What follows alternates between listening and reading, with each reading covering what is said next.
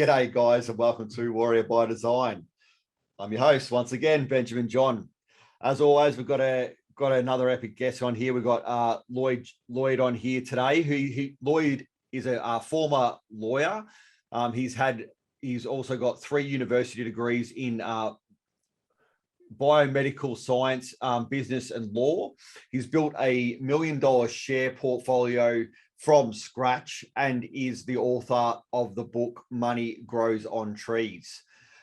He's also the host of the number one How to Money podcast in Australia. He and his wife have built a multi-million-dollar online business marketing. Is that marketing supplements, mate? Yep. Which now turns over $5 million a year in sales. He was also in the INBA natural bodybuilding competition winner in 2016 and completed his first 100 kilometer ultra marathon, which is no small feat, I'm assured. So thanks for coming on here, Lloyd, and I really appreciate having you on here, mate. And as I said, we just kind of just go with the flow. I'd love to know a little bit more about, coming from a background myself with, I would say that having been in a fitness of elite athlete with special forces training and so forth. Yep. What allowed you to come to a point in your life where you could even complete something like 100 kilometer marathon? Good question. Thanks for having me on the show, mate. Appreciate it. It's awesome. Well, it's a bit of a build up of things. I mean, actually what's interesting is I hadn't run more than 10Ks until then, which was interesting. So it was a big stretch. It was 1,000% bigger than what I'd done before. Yeah. But what had prepared me for that was I'd been able to set goals and incrementally achieve them before in different areas. So it's just applying the same principles to that. Yeah. Thankfully, I was already in shape because I was already training. I just came out of a boxing fight.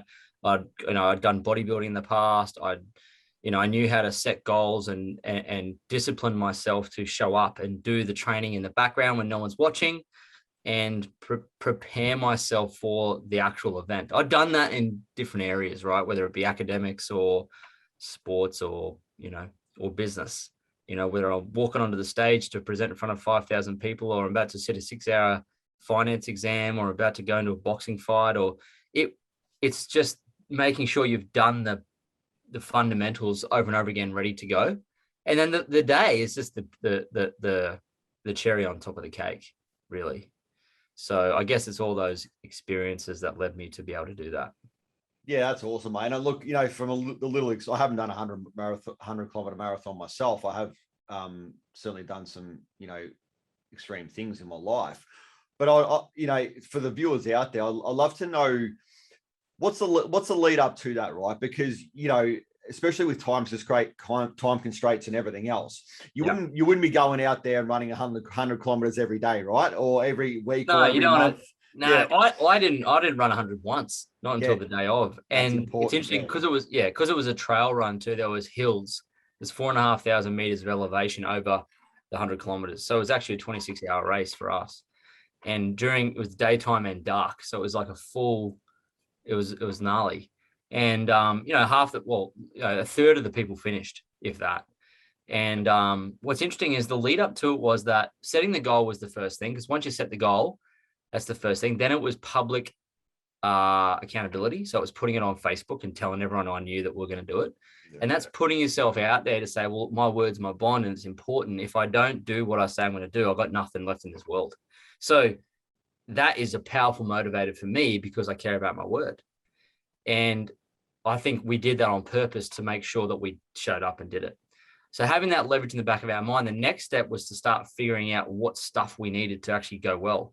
So it was learning, okay, what does an ultra marathon runner need in terms of gear? We went to the Wild Earth and picked some gear, got some shoes, poles. We started to equip ourselves with things we were going to need to practice with before the day. There's no sense getting all the gear right before the race and trying to wear it in then. You got to get it, you got to practice like you're running in the race on the day. And then we had to form our training program, which was basically, we'll get up at, I think it was on a Monday morning, we get up at say 3:30 and we go and run the hills in Narang until we do 5-hour runs in the hills there till about 10. come back home and get on with the day in a week. The next day, Tuesday, was a 6K just to relax a bit through that gnarly 35K Monday. Wednesday was 18Ks up and down hills in Burleigh, just up and around the Burleigh Hill here in Gold Coast. And then Thursday morning was a 21K half marathon on the flat. And then Friday was a bit of a jog day. Saturday was sprints. And then Sunday was rest day. And then we repeat that. So the big day was Monday. It was 35Ks up and down hills. And using the poles, using our lights, carrying our packs with the camel pack in, really making sure we were physically okay. We're in the race now type thing. You know, you got to get we had to cut up our sandwiches and have them every hour to make sure we're eating enough so we don't get dehydrated and lose energy, and just figuring out how long things took, how we felt, getting our calf muscles used to the hills. Like, I remember after doing the 35Ks every Monday, it was just like Tin Man. It was brutal. Like walking towards a car after 35Ks, it was hardcore. Like, and I was thinking, how are we going to do this for 100? And, you know, like all those doubts start to creep up. Like, fire, am I going to finish this thing? What if I don't? All this type of stuff happens in your head. And we're part of this Facebook group, and my wife's sister put a post up and, you know, had her nails done, and like not the person you'd see that would run an ultra. And all the people in the group started throwing rocks at her. And everyone told us, oh, you're going to love the community. It's such a nice community. And all I found from the community was a bunch of idiots. Well, they're not idiots. I would say we had encroached their space where they took very seriously, saying we're just going to show up and run this ultra without much training. Yeah, we had about 8 weeks to prepare for this thing. It's not like we had all year, and they've been training their whole life for it. So they were threatened by that post, I think, and they started throwing a bit of hate. And it was quite a gnarly thing. It was interesting to watch, and it really just fueled me to finish it. Yeah. And the people that were giving us yards, some of them didn't finish on the day, and that gave me a lot of, I don't know, just killing with success and burying with a smile type experience. But it was good because it fueled us to complete. And I think sometimes haters or the naysayers, I would say, they don't know the naysayers, but the naysayers are the ones that can propel you, you know? So that's kind of what happened. Yeah, I love that, man, because it's, you know, I've been through similar stuff with some of my own training and whatever. And, you know, it's very important, everything you just said there, right? Because some people who had no idea about even doing some sort of physical training would just think, oh, this dude just gets up every morning and runs hours on end, and that's all he ever does to train for this 100-kilometer, you know, or whatever, you know.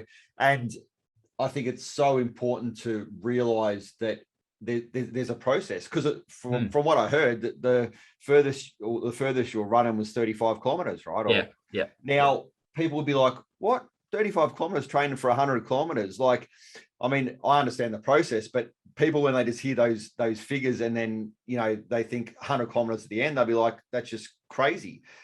And as you said, it took 26 hours to complete this, you know, this marathon. Now, there's not enough hours in the day to be training for running that sort of marathon, right? No. So it's interesting. And I think this is a bit of a metaphor for life. And I think, I reckon you probably attest to this yourself with the boxing and everything else, is some of the things that we kind of see as the way things need to be achieved or should be achieved aren't always the things that, you know, get the job done, you know? Yeah, that's true. Isn't that true? It's usually pretty messy. It's a bit of a hot mess, the whole thing, the whole achievement thing. Yeah. I mean, it is for me, because I don't ever really, I kind of go to 80% and then execute. I never, like, depending on what you're doing, obviously how important that is. Like, I'm glad pilots don't get to 80% and then execute. I mean, there's certain industries where you don't really want that to happen, but in the world that I live in, of business and some of the things I've competed in, you're just never completely 100% ready.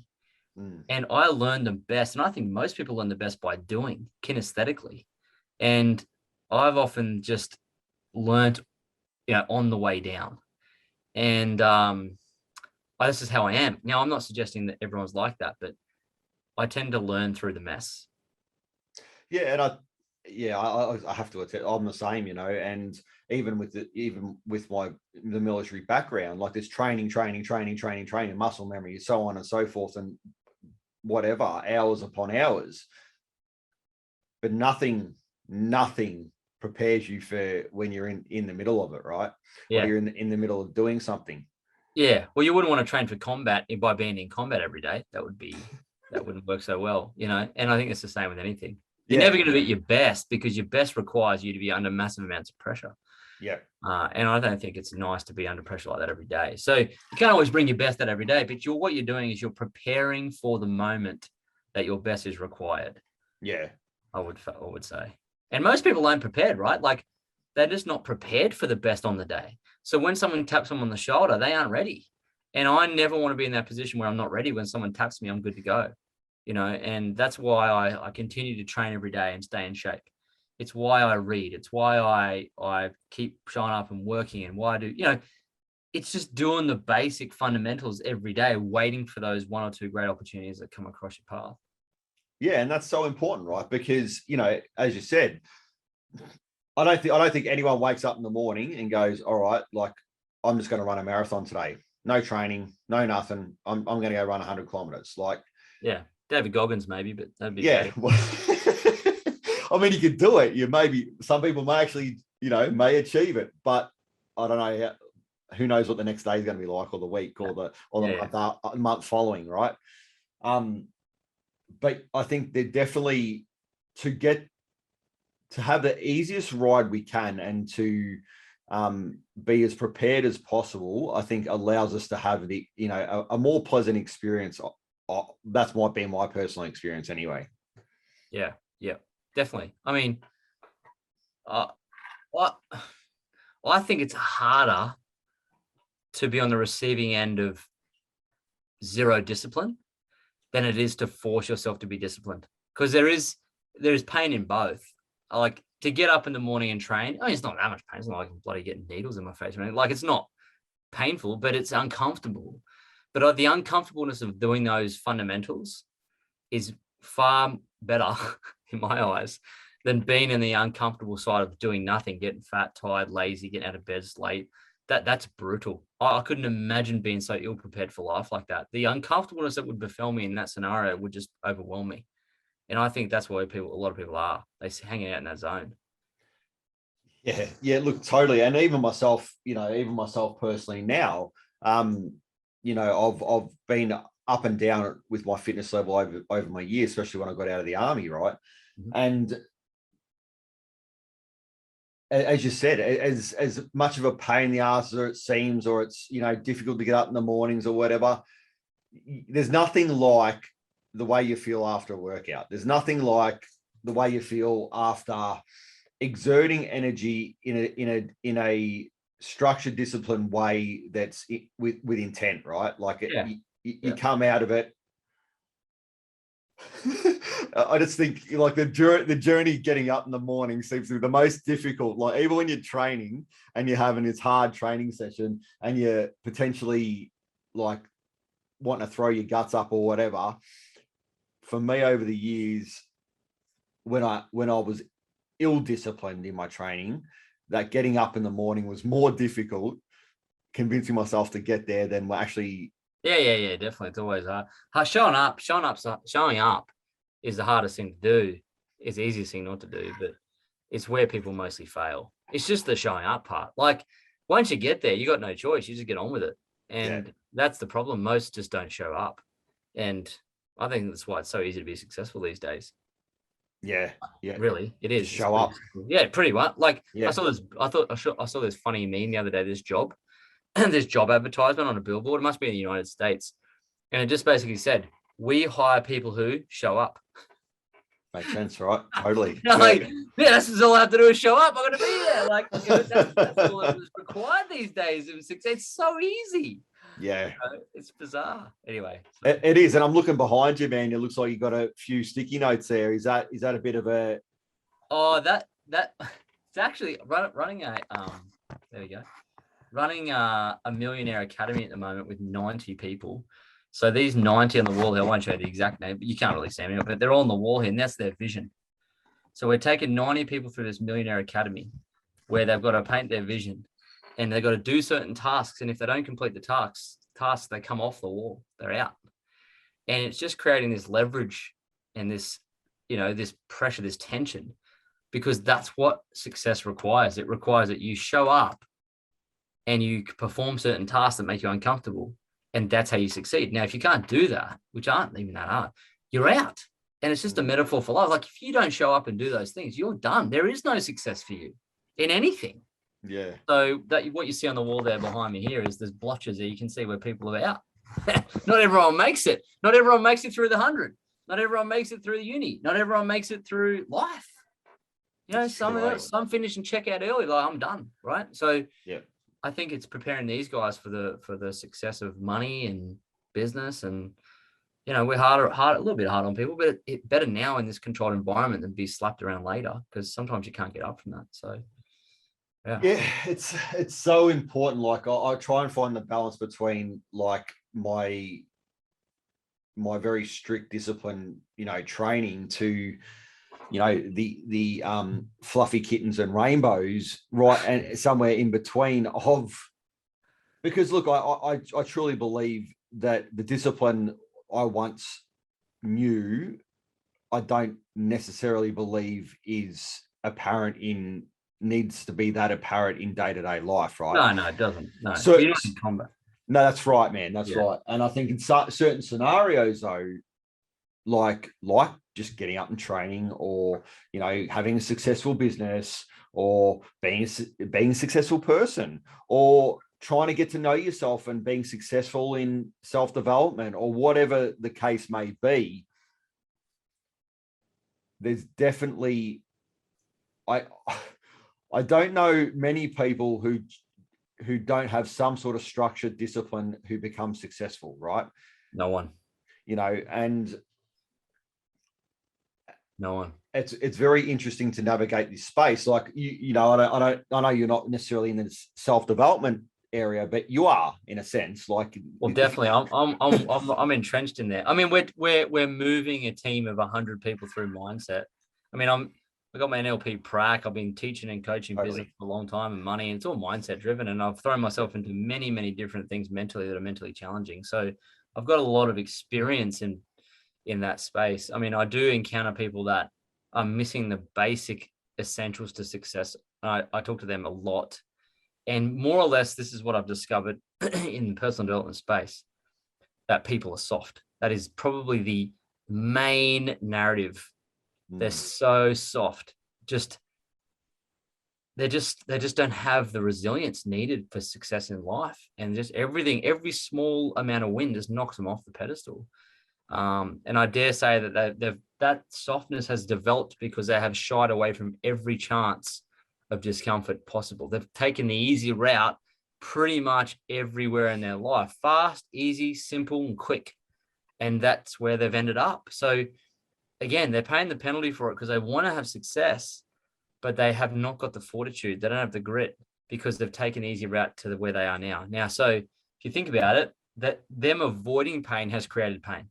So you either choose to throw yourself at it early and often, or it will come back and bite you on the butt later. No doubt about that. And it'll be in forms and ways that you'd almost just can't, you know, imagine or fathom. So no self-love, no self-confidence, suicidal, just like you just go down to the bottom of the barrel. Like, so, and I think that's a really important topic to pick up. You know, most people have never discovered the warrior inside them because they're trying to avoid it, because we've been taught, oh, don't fight, don't combat.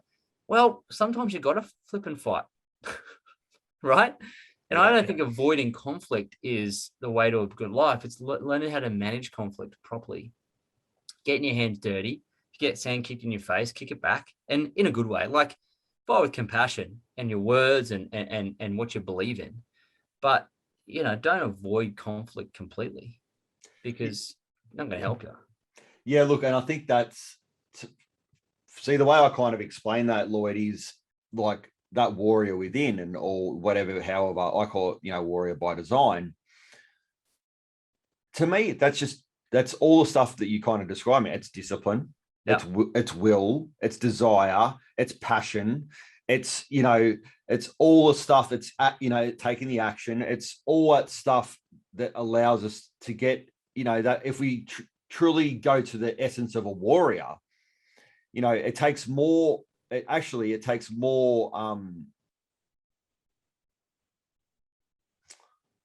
It takes more discipline to not react, to not fight, than at times than it does too, right?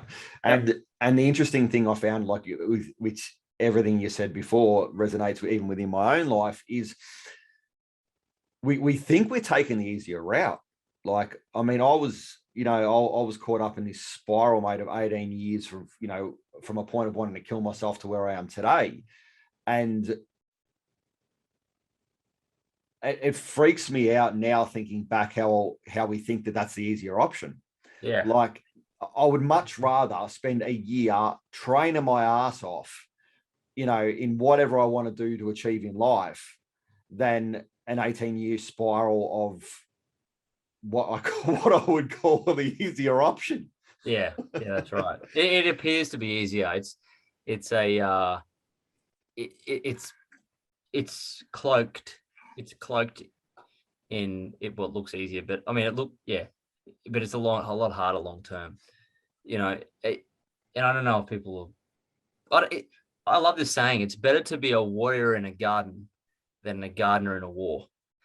And I think too many people are just preparing as the gardener and not preparing for any type of battle or war. Now, I'm not suggesting that we're about to go to war, or you need to pick up a weapon or anything like that, but training your mind for challenging things that will come is what you're preparing for. It's an internal war. It's things that you'll go through loss, bereavement, you'll go through guilt, you'll experience all these emotions in your life through things you can't control.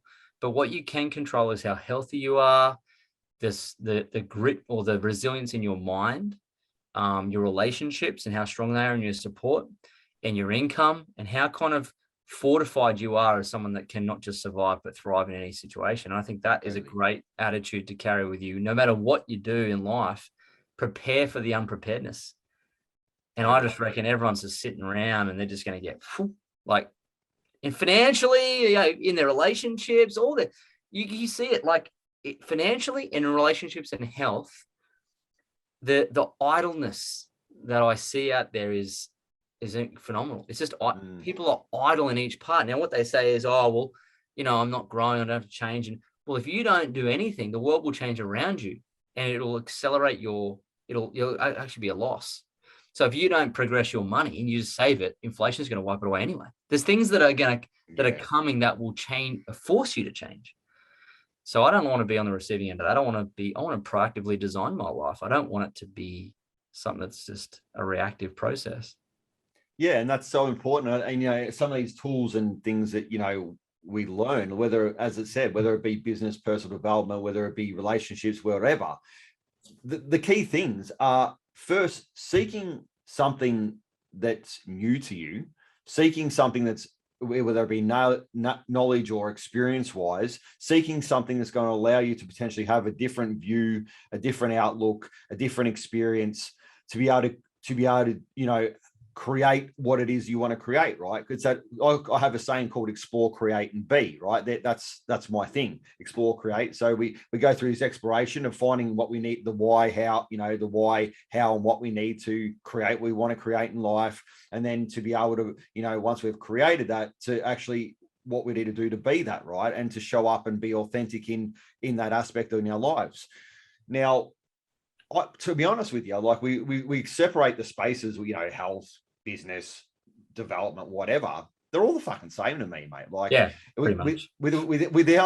without those aspects within us personally, obviously the knowledge base is different, the information's different, and the direction's different, whether it be health, finance, there's some differentiation there, but it's a similar process. The whole thing, everything's a similar process. Yep. Pretty much. And I think you have to do those processes until it's almost impossible to turn them off. Like if I don't work out now, it's actually more painful, like physically, like I just feel bad.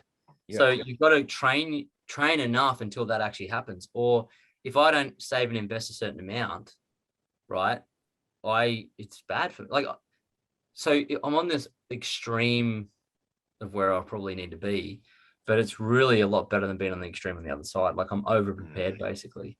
And because I just don't want to ever be in a situation where some things I can control and I didn't at the time set me back, or was the linchpin in what was a house of cards that fell down. it's too many wars and battles and people out there that, don't want you to succeed for you to be ill prepared for it. Really, in your family, in your friendship circles, in business, especially, of course, it's not all sunshine and rainbows, but I just think, discipline, like you say, it runs through all things. And I just look at the people. I live on the river here. Look outside on the weekends and sometimes during the week and see a lot of jet skiing going on, and which is fine. You got to have fun still in life. But like, I think a lot of people are at leisure. They are at so much leisure. And in Australia, we're one of the richest countries per capita in terms of our income, we're so well off. And everyone's just idle, just enjoying the fruits of the last 30 or 40 years of prosperity and getting fatter, getting lazier. And, there's some that aren't, but a lot of them are just, they're just waiting around. And I think it's going to be some hard times ahead. Yeah. Dude, I think the best days are probably in the past in terms of financially and prosperousness, with the rates going up and all this type of stuff happening. I think there's going to be, it's going to be a lot more challenging, I think, than the last 10, 20 years. Yeah, look, I mean, I don't know the financial space, but I don't think it takes much of a rocket scientist to see that there's change happening around the world, and that there's actually things are going to change, right? And things are already starting to change. And at one stage, we actually had a lot more cash in our wallet, and now it's just noughts and zeros. And what are those noughts and zeros going to be looking like in the future? Who knows, right? Are they going to be as we see them today? Whatever the scenario is, and I think for me personally, with what you're saying, and it kind of resonates for me, is that uncomfortableness. It's when I get to idle. For me now, it's like, and it's not necessarily that I can't rest. It doesn't mean I can't, like, I can meditate. I can do all these sort of things. I can rest when I want to rest. I can, intentively rest. But when I get to a point that I think that I've got it all, or I think that I know it all, or I think that, which it doesn't happen anymore. But I think when you get so comfortable that you're not moving, you're not thinking, you're not adapting, you're not, looking for opportunity, that is where I can see that discomfort for myself personally as well. And not in the sense that it's a bad thing. It's more of a not becoming too comfortable, right? And not in the sense that I can't feel safe and I can't feel secure, but in the sense that if you're going to grow, then you need to grow. Yeah. And I think you're better off to kind of seek out your own growth than you are to reactively grow, because there's things that will happen in the world that will force you to grow, but you kind of want to be doing a bit of both. Like, obviously you can't control it. Like, COVID made everyone grow in some way. And no one could control that, but you can grow in a lot of other ways without waiting for that reactive growth. Like, you can go to Toastmasters and learn how to public speak, so that when you get asked to be an MC at a wedding, you don't freak out and you can start, or you get asked to speak somewhere, you can actually change the world. Or you're better off to go and read some financial books, so that when you come into some money, you don't have to get rich twice. Or read some relationship books and go do some courses, so that when you find that person in your life, you don't fuck it up. Or, or be healthy and learn how to do those things and meet those challenges and grow in that space, so that you can live for an extra 10 or 20 years and see your grandkids. I mean, there are things that you ought to be seeking out you should be seeking out your growth, I think. Yeah. Now, thankfully, a lot of people are like that. But I do know that a lot of people, when they encounter that growth, they encounter it as, it sounds exciting, but then all of a sudden, all the poetry goes out of it. And there's, I love this saying by Carl Jung. He re-quoted it, but it's a Latin quote, my favorite quote. And it says, instaquilinus, invenitur, what is it? Instaquilinus invenitur. And what that translates to in English is, in filth it will be found. So Carl Jung re-quoted it, and he said, what that means, that quote, is that which you desire most will be found in the place you least want to look. So true. And far out, if people started looking in places they didn't really want to go, they'll find a ton more stuff inside themselves, looking in the mirror, asking questions, as no one wants to go there. Or in public speaking, or in health, or in running a marathon, or in fighting, or in setting exam. Like, there's uncomfortable stuff out there, and everyone wants to look for answers in a tarot card deck instead of going and attacking the one thing that they're afraid of. And that's what I mean by looking in places you don't want to look. I mean, when I jumped off the Nevis bungee, I'm shit scared of heights. And I'm sitting on this Nevis bungee. It's the third biggest bungee in the world in New Zealand. And I'm sitting on this little plank, shitting my pants, going, how did this happen? How did I get up here? But I thought to myself, well, this scares me so. The fear was pungent. I mean, I had clammy toes for a week before. And so, but doing those things that really frighten you is where you have your breakthroughs and your most growth. And I think people are looking in all the wrong places for it. It should be looked at and found in places you least want to look. And that'd be my advice to people, really.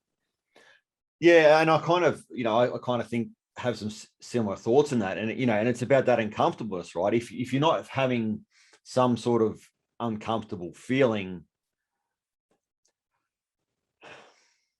I can only speak from a human being's perspective because I can't talk for a chicken or a plant or a tree. But I don't think any growth from a human perspective comes without some sort of uncomfortableness, right? In the physical sense, like when we grow as a body and whatever, there's some sort of uncomfortableness at some point in our lives that allows us to grow. And I think that real change to allow us to grow and to allow us to, it is about not necessarily facing it as in the, fight and war out, but actually looking at some of that stuff that we see as uncomfortable until we get to the point of truly understanding it and realizing maybe that it wasn't something that needed to be uncomfortable, or it wasn't something that was as confronting as we once thought. Totally. Oh, definitely. Look, we make up stories about how hard and uncomfortable things might be, and you might find they're not. And then all of a sudden you might think things are going to be easy, and you find they're the most uncomfortable things ever. So I think it's just accepting that we're all humans. We only grow when things are uncomfortable, when things are out of balance. And I often think about this quote from Mario Andretti, the race car driver. He used to say, if everything feels like it's in control, you're not going fast enough. And I often think about that. Like, it's okay to be a bit out of control and that's where the growth kind of comes from. But it's when you sit idle and you don't really have any goals, you don't really have any uncomfortable experiences day to day, that deep inside you're not growing. And I think too many people quit too early when they start encountering growth. And that's what holds them back in anything. And I think a lot of people want to be successful, but they quit at the first sign of struggle because they're not used to it. They've got to fortify their mind. You've got to have those breakthroughs, like what you said. You've got to, go through the uncomfortableness, start small and grow through it, more and more and more. When you get used to it a bit, you sense it when it's coming, I'm in an shit moment here. Right, right? Yeah, totally. Yeah. Yeah. And, I think that's, and what you said, it doesn't have to be overnight either. Right. And I think, you don't have to, if you've got a fear of heights, you don't have to go straight from, not wanting to stand on a 2-step ladder to trying to do the bungee off the mountain, right? Or whatever. Like you don't have to go from that level to that level. But certainly allowing yourself to get uncomfortable in certain scenarios. Like I had a healthy fear of heights when I joined the army. Like I was jumping out of planes and doing everything, with my training, so on and so forth, parachuting, rappelling and whatever, and every time I jumped out of that plane, mate, I was, yeah. But I did it. And the more I did it, and my fear of heights, honestly, didn't go away from jumping repeatedly out of planes or off doing abseiling, or what it did when I started working on myself and I started working on myself personally. Yeah. I got to a point in my life where I was standing over a building going, oh shit, I don't have that feeling in my stomach. That's amazing. There you go. And for me, I just found that quite interesting. Like the repetitive, though exposure can work for someone, it doesn't necessarily mean that exposure to something is going to create that shift or change. Yeah. Yeah, definitely. And I mean, just, understanding fear and I went through the same thing with public speaking. It was when the moment you realize it's not for you and it's for others, and that 70% of people are going to love you and 30% are going to not like you just for no reason. Those types of personal development, lessons help you to overcome the fear of public speaking, because you realize very quickly that people are judging you, but it's not the end of the world. And and I think that's just one of those realizations. You go, shit, maybe not everyone's going to like me. Oh, well, and off you go. Because, if you look out at the crowd, most of the crowd there with you is probably going to be dead in 70 years. So what does it all matter? And these are the perspectives that help you kind of overcome those challenges and fears. Yeah, no, it's amazing, mate. It's amazing. So if you were if we go back to kind of the where you've come, obviously you're doing quite well with business, and you're obviously doing well with your health, and you're obviously doing well with your personal self as well. If you were to give some key points to either yourself back when you were struggling, or someone that that's potentially in that space, or trying to move through that space, because the other thing is too, right? There's so much out there today. Like it's great, but it's also overwhelming. What do you trust? Where do you go? Yeah. Who do you talk to? What's real? What's right? What's Yeah. We are crippled by opportunity. Yeah, totally, man. Yeah. Yeah. So if you're going to give you some advice to yourself, or someone that maybe going through that, what piece of advice could you give to them? Well, I think fundamentally, you can't control a lot of things, that's for sure. But what you can control is your own ability to show up and look after your body. Like, that is one thing that is totally in your control. And, unless you're suffering from some poor, you got dealt a shitty hand of cards when you're young and you just got this really rare situation. But I mean, there's even people with no arms and no legs that still own that space. So controlling that aspect of your life kind of sets you up for a lot of success, because if you look after your body really well, people treat you differently. You get different opportunities. You can even do modeling. You can get on the Star Now app and start earning money from that body. Like, you can really actually open up opportunities by being in good shape.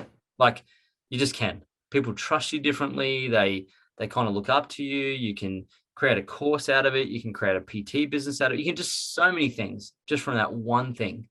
So I think it would be to be in really good shape, because mentally and physically, you'll just be on top of the world, right? Plus, you'll open up opportunities just by being in shape. I mean, the things that Arnold Schwarzenegger actually opened up for himself by being in amazing shape is unbelievable. The Rock, the same. Dwayne Johnson, I mean, his whole life is built around that brand. And I think that is something that I would suggest to someone to just really get right. Because once you do that, the lessons you learn about the discipline, the sacrifice, the investment, and the self-love and all that stuff you learn from just getting your body in great shape, you can apply that same experience to so many other things, like your bank account, like your relationships, right? Like your business. Everything comes back to those basics of rocking up and doing the exercises when no one's watching, and you can't even see the results for a month or two, right? Yeah. And I think you apply that to everything, and you're going to have success. And if you read Arnold Schwarzenegger's book, Total Recall, when he was governor, he had to go and do these speeches. And what he would do is, he said he used to call it reps. And he would go and rep out each line of the speech, and he'd practice and practice. And that was for him like doing dumbbell curls in the gym. Same as when he was doing movies, he approached it the same way as what he did from bodybuilding. So I would say that his whole life was predicated on the discipline he found in the gym. So I think do that. Just if you do that one thing, it's going to propel you to other things. So I would say that start there. Yeah, it's interesting you say that, because myself personally, I've probably lost touch with a lot of that discipline within myself for the physical side of things. For a lot, in the army scene, it's pretty easy to stay disciplined, mate. You don't have much choice, right? It's literally your job. It is what it is. But when I got out of there, to continue that discipline, I can't honestly say that I really did. I certainly more than most in some areas, but well, no, I wouldn't say more than most, more than some in that area. But it will never be, I'm not going to ever go to the level I was, right? I don't see myself needing to be there. But personally, I do find myself now in my 40s looking back and going, well, I found discipline in other ways, right? You can find discipline in martial arts, you can find discipline in meditation, you can find discipline, I found discipline in other ways. And I think that's pertinent to be able to even quiet your mind is a major discipline in itself, right? So discipline, I think, has allowed me to achieve certain things within my life. But I can see now I'm actually coming to, it always comes back, right? I'm coming back to where I'm like, my physical body, I'm like, right, if I believe all this other shit and I believe that, the mind and this and well, this thing that's carrying me around, I've got to want to start looking after it, right? Like, I can't just let it go to shit. And it's a vessel. I mean, it's just one of those things that, again, instaquilinus invenita, the thing that you would desire most will be found in the place you least want to look. Like, no one really wants to run. No one really wants to go to the gym. I mean, I don't like cardio. I don't like any of that stuff. But I don't do it. Like, it's just gonna. I just don't know what. Yeah, I don't know. It would be very hard for me to operate, I think. And it took me a while to get to that point. And I'm not suggesting you get it too quickly either, but I just think it's one of those simple aspects of life that you can actually be disciplined and achieve. Just showing up to a class. Yeah. Even like you said, martial arts. What it doesn't, whether you do martial arts or you do yoga or what doesn't, if you decide that that's going to be your health routine and you show up every day to those things, you're going to get fit, you're going to get healthy, you're going to be disciplined, and you're going to have success. And that's going to propel you to other things too. So not suggesting going to be a bodybuilder, but getting the health result that you want is the foundation. Because without that foundation, you just pretty well may as well pack up, because you're not going to probably find a lot of happiness in any other area of success that you have, or attract a good mate, or, I mean, you're just not. So yeah. I think it's one of those, that's be my advice. I mean, it's just the simplest thing to control for most people. Yeah. I love it. And it's, it is it's one of those things that does get pushed away, I think, a lot in society. And, even within a lot of the spaces that would say that they're about the holistic way of life and whatever. And, all these approaches that are out there, I think the physical body, like there could be people that are eating certain ways, saying that, they're looking after the vessel, but do no physical, exercise really at all, Yeah.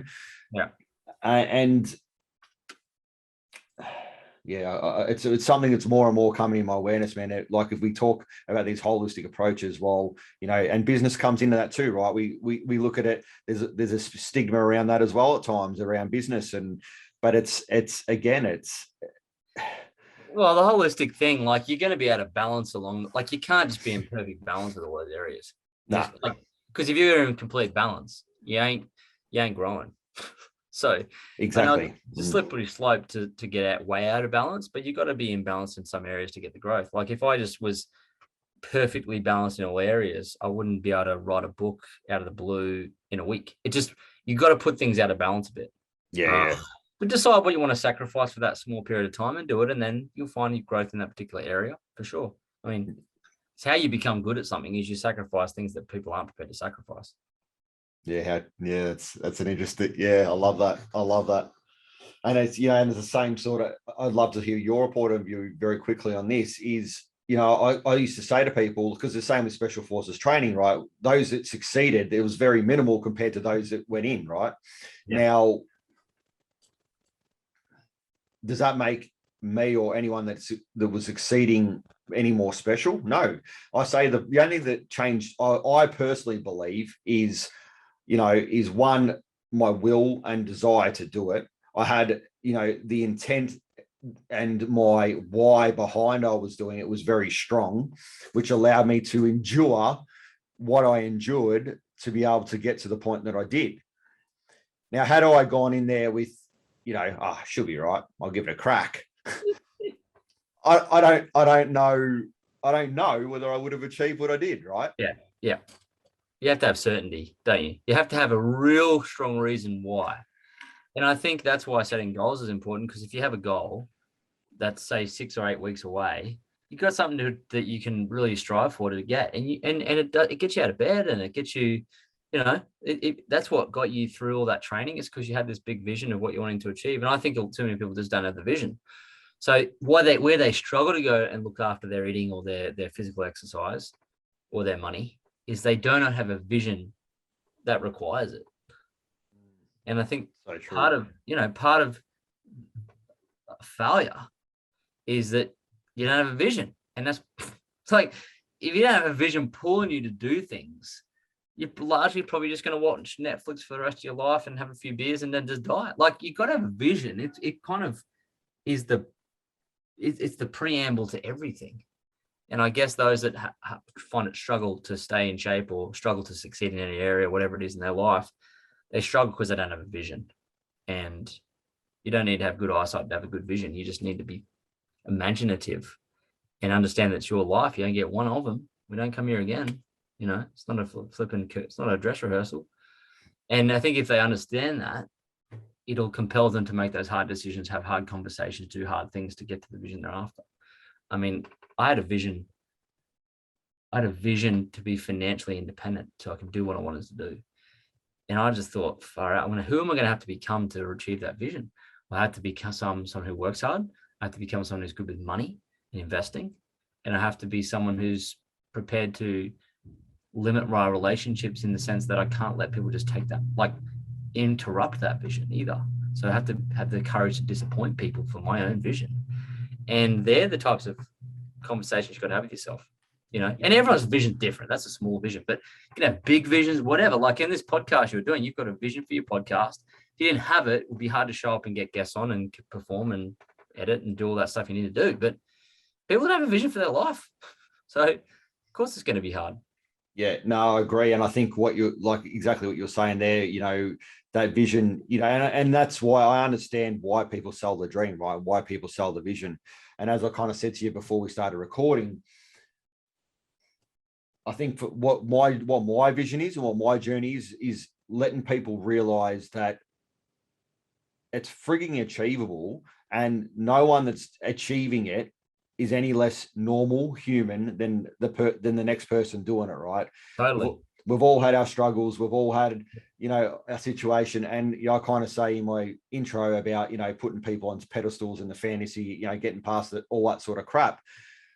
And what else, had a discussion earlier with, you know, one of my teachers, and I said to her, well, what I struggled with is finding it difficult how people that don't know us from a bar or so wouldn't know the humanity that lays behind, you know, the scenes within our own lives, how some people wouldn't put you on pedestals if you're always selling the dream. Yeah Well, you've got to sell your own dream every day and buy into it every day. It's true though, eh? Yeah, you got to sell your own personal dream life and buy into your own dream every day. So people are no good at selling it to themselves, and some people don't buy it. But you've got to be doing that.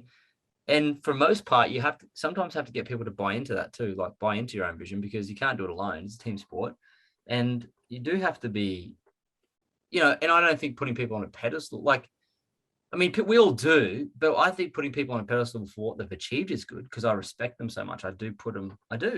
Like, if Warren Buffett passed me in the street, I'd be like, about bloody get down on my knees and praise him for what he, you know. There's this certain people and what they've done. I would put them on a pedestal. You know, David Goggins says he's the most normal fella ever, but I put him on a pedestal because he's extra normal. He's just done a bit extra that no one's prepared to do. He's prepared to go to those places that no one's prepared to go and look where no one wants to look. That's what makes him unique. And I think putting people on pedestals like that, put them on a pedestal in a good way, that it should inspire you to want to model parts of their life. Not all of it, but parts of the life that inspires you. I mean, David Goggins has inspired me. Warren Buffett, Jocko Willingham inspired me. There's my friends have inspired me, my parents, there's mentors. You know, you get to decide on who is going to inspire you and what you're going to take from that. And that's how you kind of form your own identity, your own style, your own story. You know, you take parts and you live your own story, write your own chapters, but you know, everyone's normal till they do something that's abnormal, I guess. Yeah, and that's the important part. I think it's, as you said, it's your relationship with why you're placing someone, or you're looking at someone in a way that you would say would be putting on the pedestal. If you're looking at it going, well, you know, that's unachievable, or that's not whatever, that's a total different way of looking at it, right? But when you're looking at it going, well, that I'm going to achieve that, or I'm working towards that, or that's something that inspires me, or, you know, keeps me going, or whatever, Yeah, that's so important, mate. Is there anything else you'd like to share with the guys? No, not really, not at all. Feel free to follow me on Instagram if you want. DM me if you got any questions about what we spoke about. Happy to help anyone with anything they need. Lloyd James Ross, and hope to see you guys becoming a warrior. If I can ask you a final question, mate, it's a 3-part final question. If you were to go back in time and spend 30 seconds with yourself, what wisdom would you share with yourself, your warrior within, to create a life by design? Also, At what age would that be and why? I think I would go back to probably age around about 15. And I would say get a job earlier, not just be in school, but hustle out. I mean, I was cleaning cars and stuff, I guess, but really approach it differently. Like really spend a lot of extra time outside working more and saving more, and go to the gym sooner and stay there. Yeah. Really, like start 16-ish instead of being out on the weekends always socializing and partying. Yeah. Work more, save and invest more, learn that aspect of life faster, and learn how to look after your body and bodybuild earlier. Because I think I just would have liked to have done that stuff earlier if I knew it existed, because I just enjoy it so much, So I think that's what I'd tell myself. Hard to say because I love my life now. So it's hard to go back and change things. But I think just maybe stumbling across the things I love now, maybe a bit earlier would be cool, I would say. Yeah, cool. I get that. A little bit of an advantage, maybe a couple of years down the track. 100%, yeah, definitely. Yeah. Definitely. Yeah. Awesome. Thank you so much for coming on. And guys, make sure you hit up Lloyd and check him out on his socials. Just on pretty much Instagram, is it? Is that your main area? Like, where else would they hit you up? Well, I've got a book called Money Grows on Trees for $5 if they want to grab that. It's just lloydjross.com. They can get that. It's just a great intro book for people just wanting to learn about money who perhaps don't read much. It's really good for that. On Instagram, Lloyd James Ross. That's my handle. You can hit me up anytime. Yeah, awesome, mate. Thank you so much. Remember, guys, explore, create, and be.